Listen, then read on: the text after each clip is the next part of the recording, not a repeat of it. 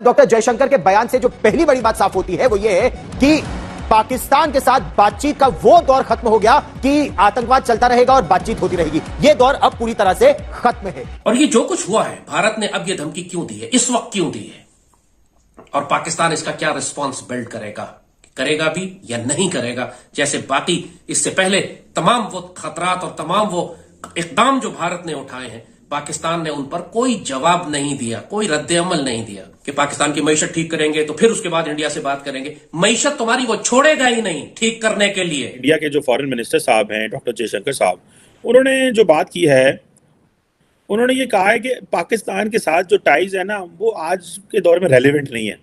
Doctor S Jaishankar ने बहुत tough line इस्तेमाल की और कहा कि पाकिस्तान और इंडिया के बीच जो बात करने का ज़माना था वो गुजर गया। और जहां तक रही बात कश्मीर की, जब से आर्टिकल 370 कश्मीर से हटा है वो मुद्दा भी हमेशा के लिए खत्म हो गया। कौन सा मसलक है जिसको प्रॉब्लम है इस पे?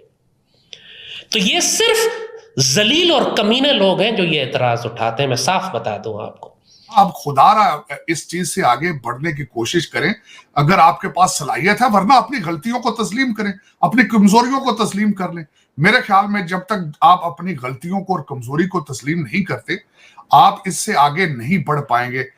मोदी जी को बुलाने में पाकिस्तान मिन्नतें कर रहा है, पाकिस्तान बहुत रिक्वेस्ट कर रहा है, पाकिस्तान को बड़ा इंतजार है और उसका रीजन यही कहा जा रहा है कि पाकिस्तान को इस वक्त भारत की जरूरत है। मतलब जो पाकिस्तान या पाकिस्तान का मीडिया या जो पाकिस्तान की हुकूमत एक बड़े बड़े ख्वाब दिखा रही थी कि मोदी साहब को हमने इनविटेशन भेज दिया पाकिस्तान आने की, मोदी साहब का जहाज पाकिस्तान आ गया है, हम जी बॉर्डर खोलने की बात कर रहे हैं, हम ट्रेड करने की बात करें। इंडिया किसी भी इस तरह का कोई भी काम, ना कोई प्रोजेक्ट, इवन के बायलैटरल टॉक भी पाकिस्तान के साथ नहीं करना चाहता।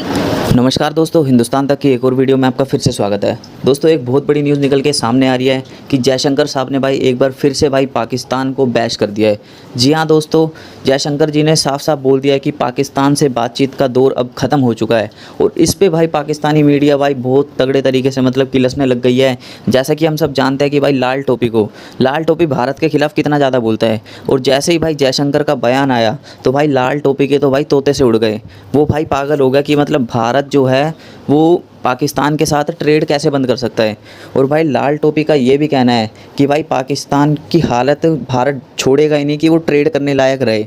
मतलब आप समझ सकते हो कि मतलब भारत जो है पाकिस्तान को उस लायक भी नहीं समझता कि पाकिस्तान भारत के साथ ट्रेड करे।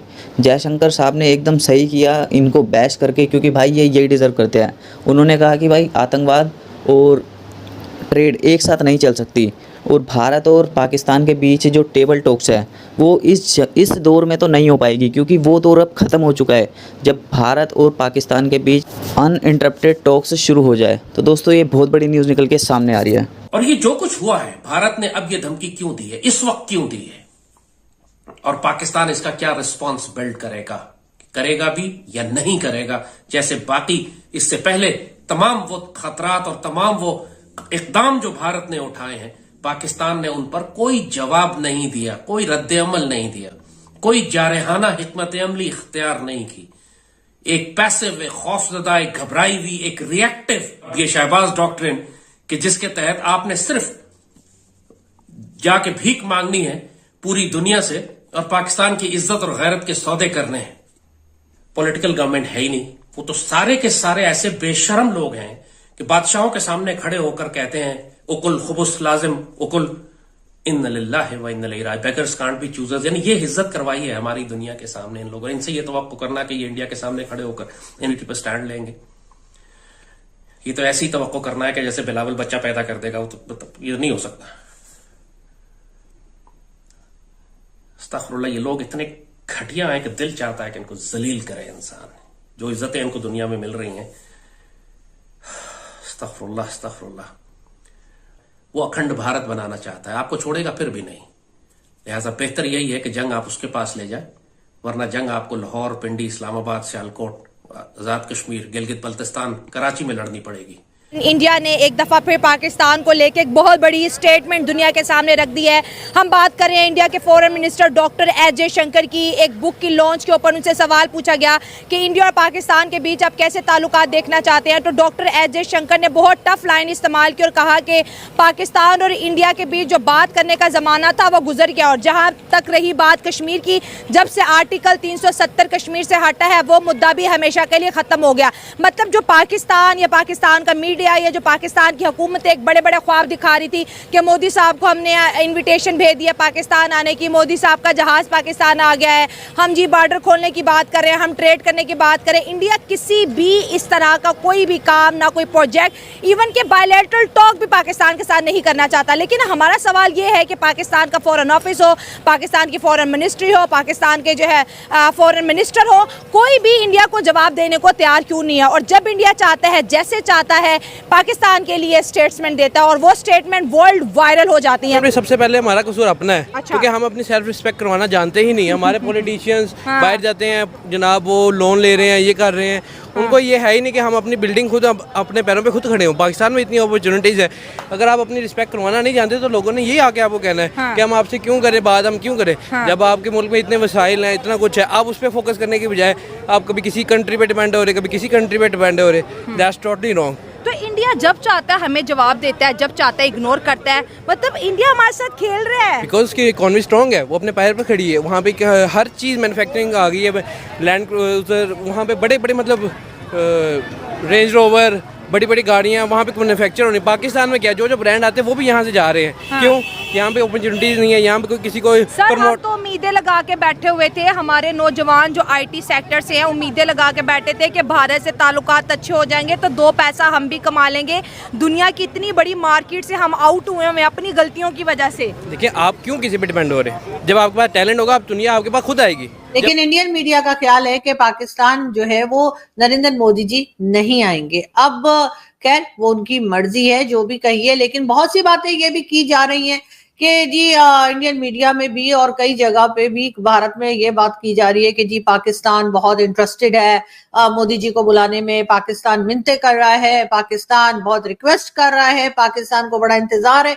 और उसका रीजन यही कहा जा रहा है कि पाकिस्तान को इस वक्त भारत की जरूरत है। खैर आप लोग जो मर्जी कह लीजिए, बिल्कुल ये बात किसी हद तक तो ठीक है कि पाकिस्तान को इस वक्त भारत की जरूरत है और पाकिस्तान चाहता है कि भारत के प्राइम मिनिस्टर मोदी जी जो हैं वो पाकिस्तान का विजिट करें, SCO की मीटिंग के बहाने ही सही, मगर वो पाकिस्तान आए। पाकिस्तान चाहता है कि भारत से बात हो, पाकिस्तान चाहता है कि भारत के साथ टर्म्स ठीक हो, हम लोग ट्रेड जो है दोबारा से स्टार्ट कर सकें, जो कि हमारे जो पहले प्राइम मिनिस्टर थे इमरान खान साहब, उनके जमाने में बंद कर दी गई थी। जी हाँ, 2019 में ये ट्रेड बंद हुई थी और उसके बाद दोनों कंट्रीज ने अपने अपने जो हाई कमिश्नर्स थे वो भी अपनी अपनी कंट्री में वापस भिजवा दिए थे। और उसका रीजन यही दिया गया था पाकिस्तान की तरफ से कि जी 370 जो हटाया गया है वो हमें पसंद नहीं आया है और जब तक 370 दोबारा नहीं आएगा तब तक हम जी बात नहीं करेंगे। लेकिन हुआ क्या हुआ तो कुछ भी नहीं। 370 ना तो वापस आया ना कुछ हुआ, लेकिन हमें ही यू टर्न लेना पड़ा। और इमरान खान के बकौल, यानी कि हमारे जो पहले प्राइम मिनिस्टर इमरान खान साहब है, उनके बकौल के यू टर्न लेना बहुत अच्छी बात है, सेहत के लिए अच्छा होता है। तो इसलिए हमने एक बार फिर यू टर्न ले लिया और हमने कहा कि ठीक है 370 नहीं लगाते, ना लगाएं, लेकिन दोस्ती कर लेते हैं, लेकिन ट्रेड दोबारा कर लेते हैं। लेकिन ये बात कई बार इसाक डार साहब की तरफ से कही गई, लेकिन भारत ने उसके ऊपर कोई खास हमें जवाब नहीं दिया। अब SCO की मीटिंग है और SCO की मीटिंग को देखते हुए पाकिस्तान को उम्मीद हो चली है कि शायद इंडियन प्राइम मिनिस्टर जो हैं वो पाकिस्तान आ जाएं। और अगर दोस्तों एक तरफ जैसा कि हम सब जानते हैं कि पाकिस्तान ने भाई नरेंद्र मोदी जी को न्योता दिया है SCO मीटिंग अटेंड करने का, और दूसरी तरफ जयशंकर साहब ने अपना स्टैंस क्लियर कर दिया है कि भारत को पाकिस्तान के साथ कोई भी ताल्लुकात करने की ज़रूरत नहीं है, क्योंकि वो दौर ख़त्म हो चुका है कि जब पाकिस्तान के साथ भारत बातचीत करे। क्योंकि यार ये तो उनकी हरकतों का परिणाम है ना, जो भी उन्होंने पिछले कुछ दिनों में, महीनों में, सालों में अपनी जो एक्शंस की है, उनका नतीजा ये है कि भाई भारत को इस तरीके तगड़े बयान अब देने पड़ रहे हैं इनके ख़िलाफ़। क्योंकि जैसा कि हम सब जानते हैं भाई, पाकिस्तान का काम है सिर्फ आतंकवाद फैलाना, और पाकिस्तान हमेशा से वही करता आ रहा है। कश्मीर के अंदर हमने देखा किस तरीके से हमले हो रहे हैं। तो जयशंकर साहब का ये कहना एकदम सही है कि भाई आतंकवाद और ट्रेड एक साथ नहीं हो सकती। इस वजह से भारत और पाकिस्तान के बीच जो बातचीत का दौर वो ख़त्म हो चुका है। भाई पाकिस्तानी मीडिया तो मतलब सोच रही थी कि भाई पाकिस्तान आएंगे, भारत के प्राइम मिनिस्टर नरेंद्र मोदी, हमारी बातचीत होगी, ये होगा वो होगा। और भाई जैसे ही जयशंकर ने बयान दिया कि भाई पाकिस्तान तो नहीं, पाकिस्तान से बातचीत तो कभी नहीं हो सकती भारत की, भाई वो बौखला गए यार पाकिस्तानी मीडिया के बंदे। लाल टोपी के तो हम जानते हैं, वो भारत के खिलाफ पहले ही इतना नेगेटिव बोलता है, ये न्यूज़ सुन के तो भाई वो पागल हो गया एकदम। तो दोस्तों ये बहुत ही ज़्यादा बड़ी डेवलपमेंट है कि भाई पाकिस्तान और भारत के दरमियान जो ताल्लुकात है उसका स्टैंड जयशंकर साहब ने एकदम क्लियर कर दिया एक कार्यक्रम में। दोस्तों इनके साथ ऐसा ही होना चाहिए, क्योंकि भाई जो इनकी हरकतें थी, आतंकवाद फैलाना, कश्मीर में करवाना, ये सब, तो दोस्तों उसका नतीजा ही ये है कि भारत को इनके खिलाफ़ ये सब बोलना पड़ रहा है।